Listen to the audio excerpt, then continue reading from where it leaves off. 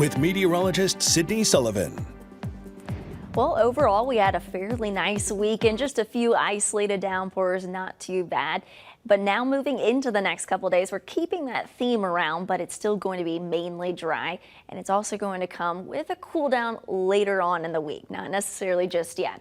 Now, looking at the big picture where we've got quite a bit of cloud cover and some coastal showers, yes, that's Imelda that is bringing that cloud cover as far inland as parts of western North Carolina, very close to Tennessee, but fortunately we're going to stay clear of any of those impacts. We're really just looking at a few isolated showers, mainly for the mountains as we move into, I would say tomorrow would be the best chance of seeing that, but you could still see a few passing showers today.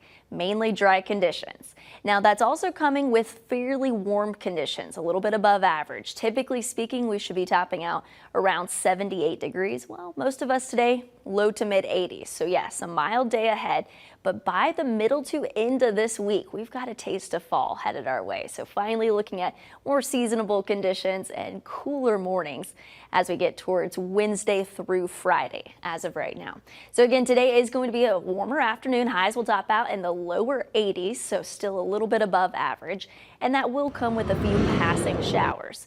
Overall, mainly dry. So we're kicking off the week not too bad. You might notice a few extra clouds at times and those isolated showers starting to get very close to the Tennessee North Carolina line. Otherwise, once the sun sets, that activity fizzles on out and it's pretty much rinse and repeat for Tuesday. We'll see a little bit more cloud cover working in on Tuesday with some of those isolated downpours developing after about 2 o'clock in the afternoon through dinner time. And then this should start to clear on out, making way to nice quiet conditions following that, and also a little bit of a cool down. So looking at the big picture, we were talking about Imelda bringing in some coastal impacts. Fortunately, the actual landfall of the system is not going to be along the coast. It's going to make a sharp turn back out to sea.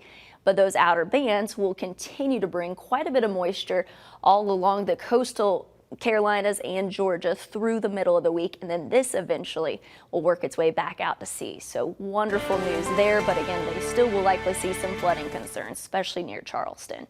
So for the time being here at home, just isolated showers, mainly Tuesday afternoon closer towards the Tennessee North Carolina line. Otherwise, we're keeping the fairly quiet conditions, and cooler weather will eventually work back in towards the very end of the week. Cooler weather, love the sound of that. Sydney, appreciate it. Well, a first of its kind surgery